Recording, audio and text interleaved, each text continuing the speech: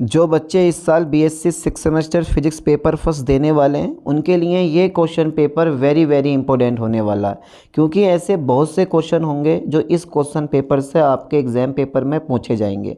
Paper 2026 MSU का जिन बच्चों ने ये पेपर दिया है अपनी आंसर की चेक कर लो और ये चेक कर लो कि कितने क्वेश्चन आपने सही किए हैं और कितने क्वेश्चन आपने गलत किए हैं। पेपर फर्स्ट का नाम है solid state and nuclear physics, maximum marks 75 यानी कि 75 क्वेश्चन है और 75 के 75 आपको करने हैं। चलिए देख लेते हैं इस क्वेश्चन पेपर में कौन कौन से और कैसे क्वेश्चन पूछे गए हैं। ओके सर, तो क्वेश्चन फर्स्ट है हमारा, व्युत्क्रम जालक में एकांक कोष्ठिका का नाम है। The unit cell in the reciprocal lattice in is known as, very very important question. तो यहाँ पर बी पे टिक लगा दो। विरलाउन जोन यानी कि विरलाउन जोन जो होता है वो व्युत्क्रम जालक में एकांक कोष्ठिका होती है। अगर आप सोच रहे हो बिगिन और साइड कोष्ठिका भी होती है तो ये वास्तविक जालक में होती है। ठीक है, चलिए नेक्स्ट क्वेश्चन की तरफ हम बढ़ते हैं।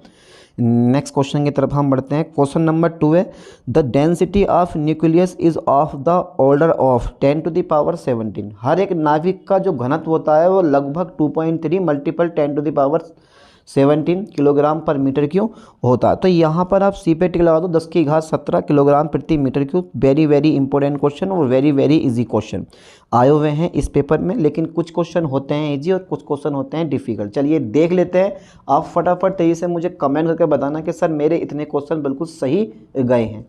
चलिए, कौन सी विधि का प्रयोग धातुओं क्रिस्टल मिश्रित यानी कौन सी विधि का प्रयोग धातुओं क्रिस्टल मिश्रित एवं उनके यौगिक की संरचना में प्रयोग करते हैं? पाउडर मेथड सबसे बेस्ट मेथड है, इससे अच्छा मेथड आपको कहीं नहीं मिलने वाला। बी पे टिक लगा दो, चूर्ण विधि। क्या बात है। क्वेश्चन नंबर 4 पढ़ लो बेटा, जो इंग्लिश वाले इंग्लिश में पढ़ो, जो हिंदी वाले हैं वो हिंदी में पढ़ लो। यदि व्युत्क्रम जालक सदिश का परिमाण जी है तथा उसके संगत जालक तलों का अंतराग्राहिक अंतराल स्मॉल डी है, तब क्या होने वाला? तब बहुत कुछ होने वाला है पर हुआ नहीं है। तो क्वेश्चन नंबर 4 का राइट ऑप्शन बी पे आप टिक लगाओ, G is directly proportional to 1/1/d। चलिए अगला क्वेश्चन देख लेते हैं। Stopping and pickup reaction are stripping stopping, देखो इसमें लिखा हुआ है स्ट्रिपिंग और यहाँ लिखा हुआ है स्टॉपिंग। तो stripping and pickup reaction are, तो stripping and pickup reaction are. चलिए जल्दी बताओ फटाफट तेजी से, राइट ऑप्शन कौन सा होगा? बी पे आप टिला दो, सीधी अभिक्रिया। ठीक है, डायरेक्ट रिएक्शन। चलिए अगला क्वेश्चन देख लेते हैं। क्वेश्चन नंबर 6 है, क्रियाशील नाभिकीय रिएक्टर में बोरॉन की छड़ों का उपयोग होता है। बोरॉन की छड़ों का उपयोग होता है, तो कैडमियम की छड़ों का उपयोग, जो नाभिकीय रिएक्टर में आपने कैडमियम की छड़ें पढ़ी हैं, वो कैडमियम की छड़ें क्या करती हैं? नाभिकीय विखंडन की दर को नियंत्रित करती है। वैसे ही बोरॉन की छड़ें भी क्या करती हैं? विखंडन की दर को नियंत्रित करती हैं। तो यहाँ पर आप ए पे टिक लगा दो, विखंडन की दर को नियंत्रित करने में। ठीक है, अगला क्वेश्चन देखते हैं। मेजिक संख्या क्या होती है? मेजिक संख्या क्या होती है? एक ही प्रकार के न्यूक्लियनों की संख्या। What are the magic number? The same types of nucleus. ठीक है, यही इसका राइट ऑप्शन है। क्वेश्चन नंबर 8 देखते हैं। जीएम गणित्र में समन गैस है। Very good question, very good question.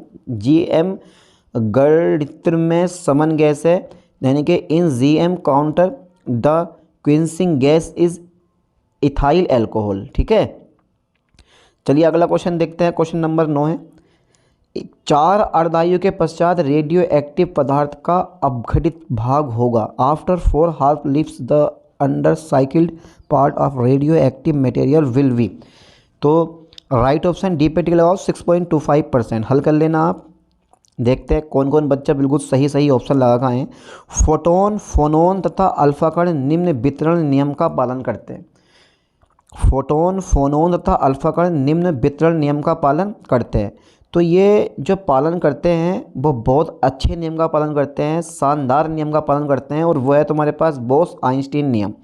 ठीक है, अच्छा क्वेश्चन नंबर 11 देखो, दिख रहा है? हाँ, आप लोग पेपर दे के आ रखे हो, और जिन बच्चों का पेपर अभी तक नहीं हुआ है अच्छे से इन क्वेश्चन को प्रिपेयर कर लेना, क्योंकि अभी आगरा यूनिवर्सिटी में पेपर हुआ है एक।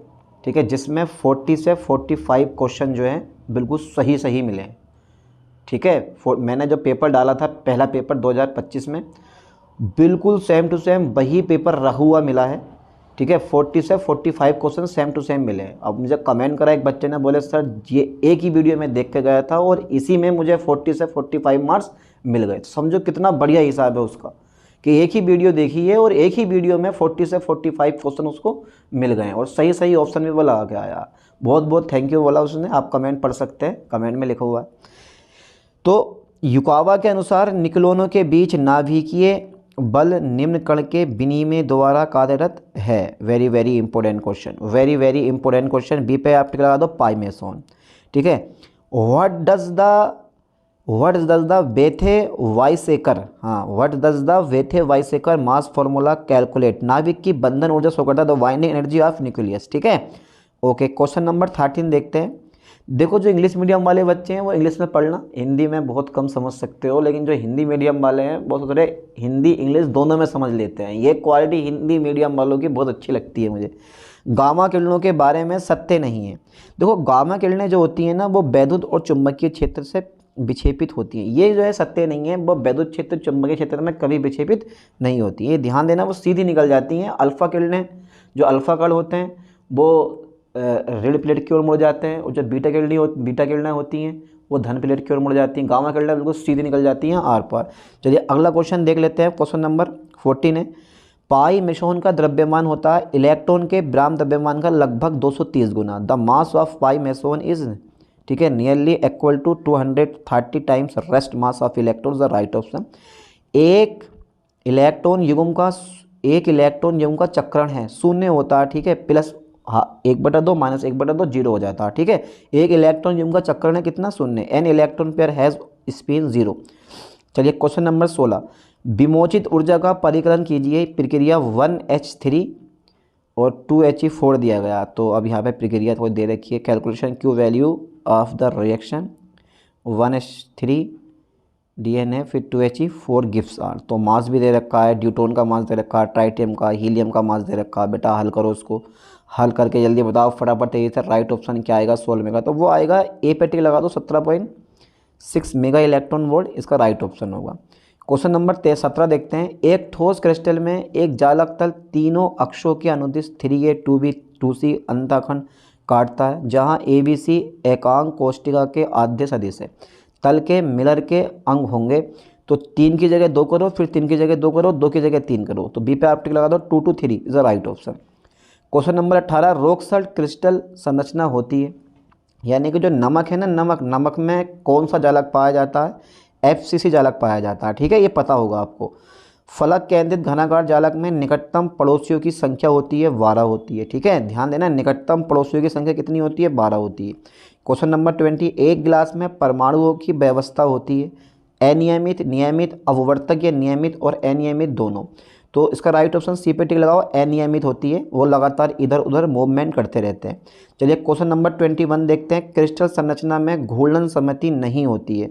5 फोल्ड जो सममिति होती है ना, 5 फोल्ड रोटेशन, उसमें कभी भी, ठीक है, कभी भी रोटेशनल सिमेट्री प्रेजेंट नहीं होती, यानी कि in crystal structure the rotational symmetry is not found 5 fold rotatory. ठीक है, यानी कि 5 फोल्ड रोटेशन। क्वेश्चन नंबर 22 देखते हैं। The first Brillouin zone is a region boundary y. तो प्लस माइनस पाई अपॉन ए, के वाई बराबर plus minus pi upon a, इन दोनों में से कोई एक है, ऊपर नीचे वालों में से। अब बताना आपको है, आप कौन से पे टिक लगा आए हो। तो बी पे आप टिक लगा दो, K X equal to plus minus pi upon ए, के Y equal to plus minus pi upon A. ठीक है, चलिए अगला क्वेश्चन देख लेते हैं। हीरे की स्पेस जालक है। तो हीरे में हमेशा जो होता है ना, वो BCC पाया जाता है। ठीक है, अधिकांश BCC पाया, हीरे में तो शायद मेरे ख्याल से BCC पाया जाता है। 23 का राइट ऑप्शन देखते हैं, हीरे में क्या पाया जाता है, जल्दी बताओ। BCC ही होता है हीरे में। ठीक है, ये ध्यान देना हमेशा, ये बी पे आप टिक लगा दो। चलिए अगला क्वेश्चन देखते हैं। क्वेश्चन नंबर 24 है, बढ़ती हुई वेदन क्षमता के अनुसार रेडियो एक्टिव विकिरणों का क्रम है। बढ़ती हुई वेदन क्षमता के अनुसार रेडियो एक्टिव विकिरणों का क्रम है। बी पे आप टिक लगा दो, अल्फ़ा बीटा गामा। तो जो ये अल्फ़ा कण होते हैं, इनकी वेदन क्षमता बहुत न्यूनतम होती है। बीटा कणों की वेदन क्षमता अल्फ़ा कणों से 100 गुना अधिक होती है, और गामा किरणों की जो होती है वह अधिकतम होती है। यानी कि अल्फ़ा कणों की वेदन क्षमता इतनी कम होती है कि अगर आप इसके रास्ते में आप कागज़ का टुकड़ा भी लगा दोगे ना, तो उससे भी रुक जाएगा। और गामा किरणों को रोकने के लिए आपको मोटे गिलास भी लगा दिया आपने, तो उससे भी बहुत मुश्किल से रुकती हैं। ये रियल एक्सपेरिमेंट है, कभी आप करके देखना। चलिए अगला क्वेश्चन देखते हैं 25। नाभिकीय बल निम्न के बीच होता है, देखो सभी पे लगा दो, ये सभी न्यूट्रॉन प्रोटॉन के बीच में भी नाभिकीय बल लगता है, न्यूट्रॉन न्यूट्रॉन के बीच में भी, प्रोटॉन प्रोटॉन के बीच में भी नाभिकीय बल लगता है, ये सभी राइट ऑप्शन। ठीक है, natural ratio activity was discovered by, यानी कि प्राकृतिक रेडियो एक्टिविटी की खोज किसने की थी? वैकुलर का नाम सुना है? हाँ, बस इन्होंने की थी, बहुत फेमस साइंटिस्ट हैं। इलेक्ट्रॉन व पॉजिट्रॉन के मिलने पर ऊर्जा निकलती है due to annihilation of an electron and positron energy release 1.02 mega electron volt. ठीक है, ये पता सबको, बहुत समय से आपने पढ़ रखा है। द्रव बूंद मॉडल के आधार पर किसी नाभिक के न्यूक्लियन अंतःक्रिया है, किसी न्यूक्लियन अंतःक्रिया है, न्यूक्लियन मतलब प्रोटॉन प्लस न्यूट्रॉनों की संख्या को हम न्यूक्लियन कहते हैं। तो द्रव बूंद मॉडल के आधार पर किसी नाभिक के न्यूक्लियन अंतःक्रिया करते हैं, सभी न्यूक्लियनों से, अन्य पड़ोसी न्यूक्लियनों से, नज़दीकी न्यूक्लियनों को छोड़कर। तो 28 का राइट ऑप्शन बी पे आप टिक लगा दो, अपने पड़ोसी न्यूक्लियनों से। ठीक है, बाकी कहीं भी जाएं इससे कोई मतलब नहीं है। Bainbridge mass spectrograph provides a discovery of flowing. ठीक है, यानी कि वेन ब्रिज द्रव्यमान स्पेक्ट्रोग्राफ निम्न की खोज प्रदान करता है, समभारित, समस्थानिक, आइसोमर्स या सम न्यूट्रॉनिक। तो निम्न की खोज प्रदान करता है, वो करता है समस्थानिक की खोज। ठीक है, चलिए अगला क्वेश्चन देखते हैं। क्वेश्चन नंबर 30 है, नाभिकीय अभिक्रिया के अनुप्रस्थ परिक्षेप का मानक है, नाभिकीय अभिक्रिया के अनुप्रस्थ परिक्षेप का मानक है, और वो है तुम्हारे पास वर्न का नाम सुना आपने? Barn, the unit of nuclear cross section is barn. ठीक है, चलो कोई दिक्कत नहीं, पेपर थोड़ा सा, कुछ क्वेश्चन तो देखो डिफ़िकल्ट होते हैं और कुछ क्वेश्चन पेपर में इजी आते हैं, कुछ आते हैं इजी, पास होने लायक तो इतने तो आ ही जाते हैं, लेकिन ये परसेंटेज यार है, आपको परसेंटेज बनानी है अच्छे से। रेडियो एक्टिव पदार्थ से उत्सर्जित बीटा किरणें हैं, रेडियो एक्टिव पदार्थ से उत्सर्जित बीटा किरणें हैं, तो नाभिक से उत्सर्जित अवेशित कण। ठीक है, बीटा किरणें जो होती हैं वो तीव्रगामी इलेक्ट्रॉन होता है, ये आपको पता है, तीव्रगामी इलेक्ट्रॉन। अब मैं ज़्यादा थ्योरी नहीं बताने वाला हूँ, बस सिर्फ राइट ऑप्शन बताते हैं। दर्पणीय नाभिक मिरर न्यूक्लियाई आर दोज, वे नाभिक जिनके प्रोटॉन व न्यूट्रॉनों की संख्या आपस में परिवर्तित होती रहती है। ए पे आप टिक लगा दो, वेरी वेरी इंपॉर्टेंट क्वेश्चन। 30 देखते हैं, 33। Each vector of reciprocal lattice is to set of lattice planes equal, parallel, normal, none of this. व्युत्क्रम जालक का प्रत्येक सदिश जालक तलों के सेट के डॉट डॉट डॉट के बराबर होता है, समांतर होता है, लंबवत होता है, या इनमें से कोई नहीं होता। तो ये जो होते हैं ना, हमेशा परपेंडिकुलर होते हैं, लंबवत बोलते हैं इसको। ठीक है, चलिए क्वेश्चन नंबर 34 देखते हैं। फॉर वन डायरेक्शन, यानी कि for one directional one D lattice the value of Madelung constant is, A पे टिक लगा दो, 2 log ई स्क्वायर। ठीक है, ये बहुत सिंपल क्वेश्चन है। एक बिंदीय जालक के लिए मेडुलंग नियतांक का मान है, अरे मेड लॉन्ग नहीं है, मेडुलोंग। ठीक है, मेडुलोंग कांस्टेंट का मान है, पता नहीं क्या ले देते हैं। ए पे टिक लगा दो, 2 log ई स्क्वायर। चलिए, for a simple cubic lattice the density ratio of lattice point is, यानी कि in 11 and 110 plane will be. एक सरल घनीय जालक में 111 तथा 110 तलों में जालक बिंदुओं के घनत्वों का अनुपात होगा। तो घनत्वों का जो अनुपात होगा, बी पे आप टिक लगा दें, 1/√3 रेशियो 1/√2। चलिए अगला क्वेश्चन देखते हैं, क्वेश्चन नंबर 36 से। अंतः केंद्रित जालक की परमाणविक त्रिज्या होती है, तो √3/4 है। ठीक है, और अगर तुमसे पूछेगा, ये तो BCC की है, body centred cubic unit cell की है, the atomic radius of base centred cubic lattice is, तो ये बेस मतलब यहाँ पे होना चाहिए था, बॉडी सेंटर्ड भी होता, कोई दिक्कत नहीं है। अगर फेस सेंटर्ड की आए FCC की, तो वो होती है √3/2 इंटू ए, √3/2 इंटू ए। इस तरह के क्वेश्चन बहुत ज़्यादा एग्जाम पेपर में पूछे जाते हैं और सिंपल से क्वेश्चन होते हैं। सौर तथा खगोल आकाश में जटिल प्रक्रियाएं होती हैं, हमेशा ताप नाभिकीय होती हैं, यानी कि थर्मोन्यूक्लियर। ठीक है, क्वेश्चन नंबर 38 देखते हैं। अनुपातिक काउंटर किस सिद्धांत पर कार्य करता है? वो हमेशा गैस एम्प्लीफिकेशन के सिद्धांत पर कार्य करता है, गैस प्रवर्धन के सिद्धांत पर कार्य करता है। 2 टुक इसमें कोई राय नहीं है। चलिए अगला क्वेश्चन बढ़ाते हैं, क्वेश्चन नंबर 39 देख लेते हैं। 39 क्वेश्चन देखते हैं। तारों में ऊर्जा का मुख्य उत्पादन किसके कारण होता है? तो तारों में जो ऊर्जा का मुख्य उत्पादन होता है ना, जब तारों के अंदर कोयला जलता है तो ऊर्जा उत्पन्न होती है। क्या ये बात सही है? बिल्कुल। अबे तारों में कोयला कहाँ से आ गया मेरे भैया? तारा भी तो एक, यानी कि सूर्य है अपनी, यानी अरे यार एक सूर्य है, बाकी ग्रह हैं 8, सूर्य के चारों तरफ चक्कर लगा रहे हैं, सूर्य भैया ब्रह्मांड के केंद्र के चारों तरफ चक्कर लगा रही है। अब सूर्य के अंदर हाइड्रोजन जो होते हैं ना मिलकर हीलियम बनाते हैं, ठीक है। तो ये क्रियाएं लगातार चलती रहती है, हीलियम टूट कर फिर हाइड्रोजन हाइड्रोजन करता है, फिर हाइड्रोजन हाइड्रोजन हीलियम हीलियम करते हैं। इसी तरह से ये क्रिया जो चलती रहती है और ऊर्जा लगातार उत्पन्न होती रहती है। मतलब नाभिकीय संलयन जो होता है ना वो तारों में होता है, और यही सबसे बड़ा रीज़न है लगातार ऊर्जा उत्पादन करने का, हल्के नाभिकों का संलयन, ठीक है। चलिए अगला क्वेश्चन देखते हैं, क्वेश्चन नंबर 40। बीटा 6 में न्यूट्रॉन प्रोटॉनों का अनुपात हमेशा घटता है, कभी बढ़ता नहीं है मेरे ख्याल से, तो घटता ही है हमेशा, बी पे आप टिक लगा दो, डिक्रीज होता है। चलिए नेक्स्ट क्वेश्चन देखते हैं 41। परमाणु की तुलना में नाभिक का आयतन कितना गुना छोटा होता है? 10⁴। 10⁴ तो है ही नहीं, 10, 10⁻15, 10⁻10, 10⁻12। परमाणु की तुलना में नाभिक का आयतन कितना गुना होता है? The value of nucleus is smaller that they of atom by factor of, तो वो होता है 10⁻15 गुना, ठीक है। चलिए क्वेश्चन नंबर 42। ए का मान 10.5 एंगस्ट्रॉम होंगे, बी का मान 9.2 एंगस्ट्रॉम होंगे, सी का मान 5.0 एंगस्ट्रॉम होंगे। मतलब ए बी सी तीनों भुजाएं बराबर नहीं है, ठीक है। अब अल्फा जो है 42 डिग्री है, बीटा 80 डिग्री है, गामा 80 डिग्री, ये भी तीनों बराबर नहीं है। तो त्रिअंताक्ष का नाम सुना है? अरे त्रिअंताक्ष मतलब ट्राइगोनल का नाम सुना है आपने? ट्राइगोनल, हाँ हैं, अबे यार हाँ तो वही ये तो ट्राइगोनल है, समताक्ष है, ये है ये। इंग्लिश में यार त्रिअंताक्ष को इंग्लिश में ये बोला जाता है ट्रेडिनिक, पता नहीं क्या क्या लिखा है इन लोगों ने यार, मेरी बात समझ नहीं आती। यहाँ पे ए पे टिक लगा दो, त्रिअंताक्ष। जब तीनों भुजाएं बराबर नहीं होती है, तीनों कोण बराबर नहीं होते हैं, तो सिर्फ एक ही चीज़ में ऐसा होता है और वह है त्रिअंताक्ष, ठीक है। चलिए उसको ट्राई क्लिनिक बोला जाता है, इन्हें गलत लिख दिया, ट्राई डीनिक लिख दिया, इन्हें क्लिनिक लिखता है, ट्राई क्लिनिक ऐसे लिखता है ये भला आदमी, मोनोक्लिनिक ट्राई क्लिनिक। अल्लाह देख रहे हो, आप पेपर वालों से भी गलती हो जाती है बेटे। यदि पृथ्वी कोष्टिका में जालक बिंदुओं की संख्या Na, परमाणु भार आवोगाद्रो संख्या n, घनत्व p हो तो क्रिस्टल में जालक नियतांक का मान होगा। अरे भाई ये दमदार क्वेश्चन है, बच्चे कह रहे होंगे हैटा मार गोली छोड़ो, इसे कौन करे, चक्कर में पड़े इसके। क्वेश्चन नंबर देखते हैं 44, काफ़ी बड़ा क्वेश्चन है। पृथ्वी एकांक कोष्टिका में परमाणुओं की कुल संख्या स्मॉल n है, यानी कि स्मॉल n सूत्र से लिखते हैं, वेरी गुड। जहाँ NF जो है फलक केंद्रित परमाणुओं की संख्या, NV अंतर केंद्रित परमाणुओं की संख्या, और NC कोनों में केंद्रित परमाणुओं की संख्या। तो फॉर्मूला, अरे वाह बेटा, तो कुल परमाणुओं की संख्या निकालने का एक फॉर्मूला आता है, और वो फॉर्मूला तो आपने पढ़ रखा होगा। 44 पे ए पे टिक लगा दो, NE, यानी कि इसका जो आंसर है राइट वो कौन सा है? इसका जो आंसर है वो है हमारा ए, n बराबर NB प्लस के NF/2 प्लस के NC/8, ठीक है। यही हमारा सवाल का राइट आंसर है। चलिए अगला क्वेश्चन देख लेते हैं, क्वेश्चन नंबर 45 है।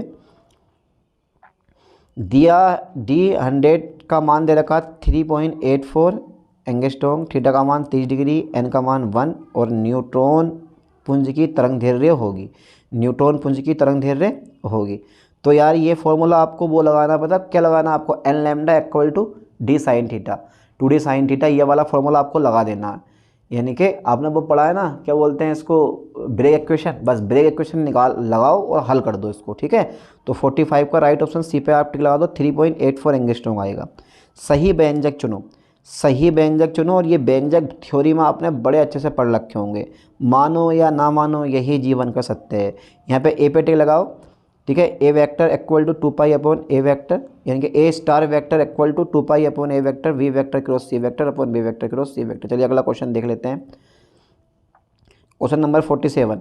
संकुलन गुणांक पी का मानक है। अरे वाह बेटे वाह, संकुलन गुणांक पी का मानक है। तो पहले तो ये देखो संकुलन गुणांक का मात्रक होता भी है या नहीं होता है, या ऐसे इनने घुमा के दिया है, होता ही नहीं है बेटा, इनमें से कोई नहीं, ठीक है। 48 देखते हैं, देखो फिर आ गया हमारा लैम्डा के किस मान के लिए ब्रेक का समीकरण 2d साइन थीटा बराबर n लैम्डा का हल नहीं है, हल नहीं है। तो बी पे आप टिक लगा दो, lambda is greater than two d, यही जो है हल नहीं होगा। 49 देखो, यदि क्रिस्टल जालक वेक्टर टी वेक्टर तथा व्युत्क्रम जालक वेक्टर जी वेक्टर, तब इन दोनों में संबंध यानी कि ई जी वेक्टर डॉट टी वेक्टर का मान होगा, ठीक है। तो 0 1 अनंत काल्पनिक, तो 49 का राइट ऑप्शन बी पे आप टिक लगा दो, 1 होगा। चलिए अगला क्वेश्चन देखते हैं, क्वेश्चन नंबर 50 है। त्रिविम आकाश में ब्रेवे जालकों की संख्या कितनी है? तो ये तो बच्चों को पता होती है, आप बोलोगे सर 14 होती है, हाँ तो ब्रेवे जालक की संख्या 14 ही होती है, और क्या 50 लिखोगे आप लोग? अरे यार तुमसे बड़ा कोई चीज़ है? कौन सा बंध देशिक है? कौन सा बंध देशिक है? एक डायरेक्शनल बॉन्ड है और वो बॉन्ड होता है ये वाला जो तुम कोवालेंट बॉन्ड देख रहे हो ना, ये डायरेक्शनल बॉन्ड होता है। 52 देखते हैं, इनवर्ट गैस एटम के लिक्विडेशन और क्रिस्टलाइजेशन के लिए वंडरवाल इंटरेक्शन किसके कारण है? तो van der Waal interaction responsible for the liquification and crystallisation of inert gas atoms rise due to. तो वंडरवाल इंटरेक्शन है द्विध्रुव की अन्योन्य प्रेरित द्विध्रुव अन्योन्य क्रिया। तो चारों ऑप्शन पढ़ो और चारों ऑप्शन में से राइट ऑप्शन ए पे टिक लगा दो, आगे पढ़ने की जरूरत ही नहीं है। द्विध्रुव की अन्योन्य प्रेरित द्विध्रुव अन्योन्य क्रिया से, ठीक है। चलिए क्वेश्चन नंबर 53 देखते हैं। अक्रिय गैसों के क्रिस्टल पारदर्शी होते हैं हमेशा विजिबल लाइट के, यानी कि the crystal of inert gas are transparent for visible light, ठीक है। क्वेश्चन नंबर 54 देखते हैं। एक क्रिस्टल के क्रमांगत जालक बिंदुओं के बीच की दूरी का व्यंजक है। फॉर्मूला सबको याद होना चाहिए, ये सबको याद होना चाहिए। ए पे टिक लगा दो। D A B C equal to D H K E equal to A upon under root H square K square plus E square. चलिए ए पे आपने टिक लगा दिया। क्वेश्चन नंबर 55 देखते हैं। शून्य परम ताप पर फर्मी ऊर्जा तक सभी ऊर्जा स्तर, शून्य परम ताप पर फर्मी ऊर्जा तक सभी ऊर्जा स्तर खाली होते हैं, भरे होते हैं, आधे भरे आधे खाली होते हैं, आंशिक रूप से आधी और आधे, यानी कि आंशिक रूप से खाली और भरे होते हैं। तो 55 का B number is right option है, भरे होते हैं, ठीक है। 56 देखो, फर्मी ड्रॉग का वितरण नियम है। ए पे टिक लगा दो बेझिझक, यही इसका राइट ऑप्शन होता है। ये ए है या बी है? अबे इन दोनों में से तो दिमाग घूम गया, प्लस होता है या माइनस होता है भाई? प्लस या माइनस होता है? 56 का राइट ऑप्शन कौन सा है? ए पे आप टिक लगाओ, यही होता है। चलिए अगला क्वेश्चन देखते हैं। मेरे ख्याल से यार माइनस वाला होता है, नहीं यही होता है, फर्मी ड्रॉग वितरण नियम है। तो 53 का ए नंबर ही है इज़ अ राइट ऑप्शन, वो 56 का ए नंबर। चलिए अगला क्वेश्चन देखते हैं। ब्लॉच प्रमेय है, कभी कभी इसको ब्लॉक प्रमेय के नाम से भी जाना जाता है। ब्लॉच थ्योरम इज, है तो ब्लॉच थ्योरम है, कौन बताएगा आज इसका राइट ऑप्शन? बी पे टिक लगा दो। Sine r vector equal to e i k vector r u k r vector, ठीक है। जिसने पढ़ी है उसे पता, जो करे है उसे पता होता है। अब जिसने थ्योरी में ब्लॉक थ्योरम पढ़ रखी है ना, उसको ये सारे फॉर्मूले याद होंगे। चलिए 58 देखते हैं। द वैन theory the potential in a crystal to be, band सिद्धांत से क्रिस्टल के अंदर विभव माना जाता है। बैंड सिद्धांत से क्रिस्टल के अंदर विभव माना जाता है। बी पे आप टिक लगा दो। आवर्ती विभव माना जाता है, पीरियोडिक, ठीक है। हॉल नियतांक का मान है भाई, hall coefficient R H is given by, hall नियतांक का मान क्या होता है? तो डी पे आप टिक लगाओ माइनस के 1/n। जो हॉल नियतांक होता है ना, हॉल नियतांक आर एच जो होता है, देखो इसमें अलग कर रखा है, इसमें अलग कर रखा है। जो आर एच होता है, बहुत सारी मिस्टेक हो जाती हैं पेपर में, और इनमें नहीं, जो गवर्नमेंट जॉब के एग्जाम पेपर दिए जाते हैं ना, उनमें भी बहुत बड़ी मिस्टेक हो जाती है। तो उनसे हॉल नियतांक का मान होता है -1/n is a right option. Question number 60 देखो। फर्मी ऊर्जा ई एफ की सही अभिव्यक्ति क्या है? The correct expression of Fermi energy E F is, ओए होए बेटा फॉर्मूला मैंने थ्योरी में करवाया है। ये फॉर्मूला थ्योरी में करवाया, पर बच्चों को थ्योरी पढ़ने का इतना टाइम ही नहीं होगा। जल्दी बताओ फटाफट, जैसे ए पे टिक लगा दो। h²/2m 3n/8 पाई v की पावर 2/3। चलिए अगला क्वेश्चन देखते हैं 61वां। किस ताप पर इलेक्ट्रॉनों की अधिकतम फर्मी ऊर्जा होती है? किस ताप पर इलेक्ट्रॉन की अधिकतम फर्मी ऊर्जा होती है? और वो होती है 0 डिग्री केल्विन पर, ठीक है। ध्यान देना, 0 डिग्री केल्विन, 0 केल्विन लगाना था, इसको डिग्री ने गलत लगा दिया। डिग्री सेल्सियस होता है, डिग्री फ़ारेनहाइट होता है, केल्विन नहीं होता। डिग्री पे केल्विन पे कभी डिग्री नहीं लगाया था, ये ध्यान देना, पहले इसने लगा दिया डिग्री, है ना। तो बहुत सारी मिस्टेक पेपर में हो रखी हैं। रेखीय जालक में इलेक्ट्रॉन के क्रोनिंग पेनी मॉडल में यदि आवर्ती विभव का सामर्थ्य बढ़ता है तो अनुमत ऊर्जा बैंड की चौड़ाई in Kronig Penney model of electron in a linear lattice if the strength of periodic potential increase that with of the allowed energy when increasing decreasing remain constant none of this. तो b पे आप tick लगा दो, हमेशा घटती है, ठीक है।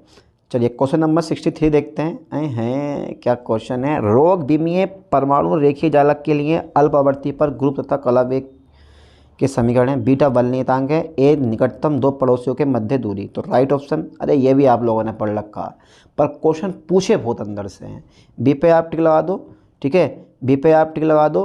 P p equal to v g equal to under root v upon m a. चलिए अगला क्वेश्चन देख लेते हैं, नेक्स्ट क्वेश्चन की तरफ बढ़ते हैं। क्वेश्चन नंबर 64 है, एक इलेक्ट्रॉन के प्रभावी द्रव्यमान एम स्टार का व्यंजक है। एक इलेक्ट्रॉन के प्रभावी द्रव्यमान एम स्टार का व्यंजक है। ए पे टिक लगाओ, 1 upon m star equal to 4 pi square upon h square d square e upon d के स्क्वायर, ठीक है।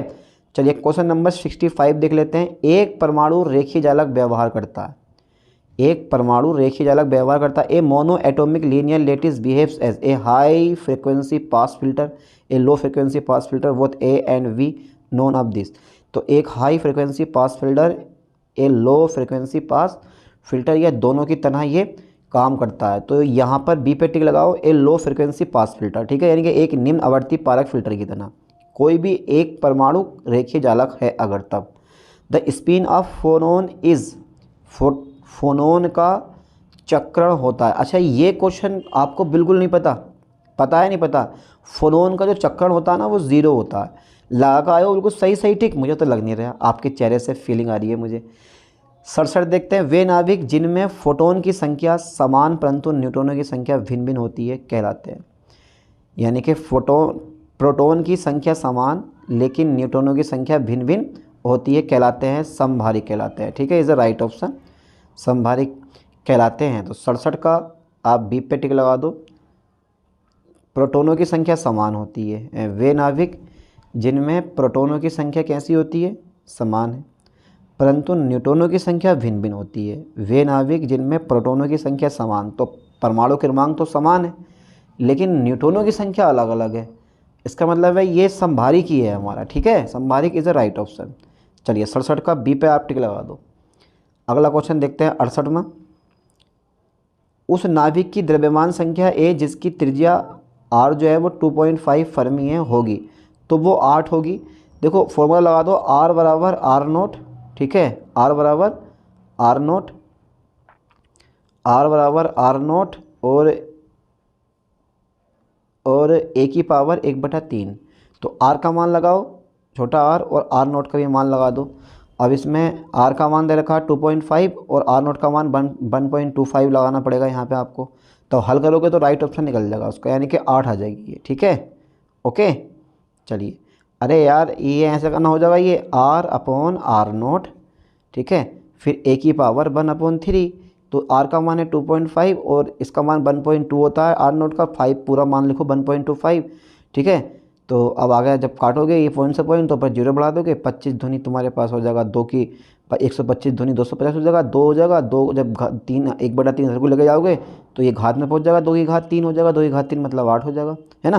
तो ये सिंपल सा क्वेश्चन था, आपको बस दिमाग लगा के हल करना था, इसका आंसर बिल्कुल राइट निकल जाता 8। और करके भी आए हो आप लोग, क्योंकि भैया आपसे बड़ा तो कोई इंटेलिजेंट है नहीं।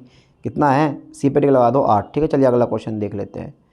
अगला क्वेश्चन देख लेते हैं, कौन सा नंबर है, 17 हमारा, 70 है क्वेश्चन नंबर हमारा। कौन सा है इस समय, 70।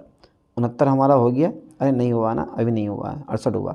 न्यूक्लियन नाम दिया जाता है तो केवल हाइड्रोजन नाभिक के लिए, न्यूट्रॉनों के लिए, प्रोटोनों व न्यूट्रॉनों के लिए न्यूक्लियन नाम दिया जाता है। 70 देखते हैं। बंधन ऊर्जा वक्र में प्रति न्यूक्लियन अधिकतम बंधन ऊर्जा किसकी होती है, वो होती है 8.79 Fe56 की, ठीक है, सबसे ज़्यादा होती है, उसके बाद भी घटती है, उससे पहले भी नीचे को जाता रहता है ग्राफ, ठीक है। सबसे मैक्सिमम यही होती है 8.79। एक परमाणु द्रव्यमान का मात्रक, यानी कि एक परमाणु द्रव्यमान मात्रक AMU तुल्य 931 मेगा इलेक्ट्रॉन वोल्ट ऊर्जा के बराबर होता है, ठीक है। नाभिकीय भौतिकी में नाभिक की गोलीयपन से विचलन संबंधित होता है, केवल 10% विचलन होता है, और वो जो संबंधित होता है वो होता है बी से वैद्युत चतुर्गुण अघूर्ण, ठीक है। चलिए अगला क्वेश्चन देखते हैं। हेड्रोन क्या है, हेड्रोन क्या होते हैं, तो बेटा जो ये हेड्रोन होते हैं ये मिसोन प्लस वेरियोन होते हैं। क्वेश्चन नंबर 74 देखते हैं। मेरे ख्याल से 74 का ए नंबर ही राइट है, इस पर टिक लगा दो बिना पढ़े, क्योंकि ये फॉर्मूला मुझे पहले से याद है जब मैंने थ्योरी पढ़ाई थी। अर्धमूलानुपाती द्रव्यमान सूत्र जो होता है ना वो यही वाला होता है, आगे मत पढ़ो कुछ भी, अर्धमूलानुपाती सूत्र आपको पता होना चाहिए बस। चलिए 75 गाइगर नटल का नियम है, तो वो बी पे टिक लगाओ, lambda equal to a log r, plus k b, ये कौन सा नियम है? ये गायकर नटल का नियम होता है। ठीक है, चलिए अगला क्वेश्चन है ही नहीं, 75 पूरे हो गए। तो इस क्वेश्चन पेपर में कुछ क्वेश्चन जो आए हैं ना बेटा, कुछ क्वेश्चन जो आए हैं वो थोड़े से लॉन्ग आए हैं, और कुछ क्वेश्चन जो आए हैं वो शॉर्ट भी आए हैं, और कुछ क्वेश्चन जो है ना थोड़े डिफिकल्ट हैं, कुछ क्वेश्चन इजी है। पेपर मिक्सिंग करके दिया गया, पर आपको डरना नहीं है, अपनी आंसर की मिला लेनी है, और मुझे कमेंट करके जरूर बताना कि इतने क्वेश्चन हमने बिल्कुल सही किया। जिन बच्चों का अभी तक पेपर नहीं हुआ, इन पेपर को अच्छे से पढ़ लो, याद कर लो, क्वेश्चन को समझ लो, क्योंकि बहुत सारे क्वेश्चन इस पेपर से आपके एग्जाम पेपर में फंसेंगे। चलिए मिलते हैं नेक्स्ट वीडियो में नेक्स्ट लेक्चर के साथ। थैंक्स।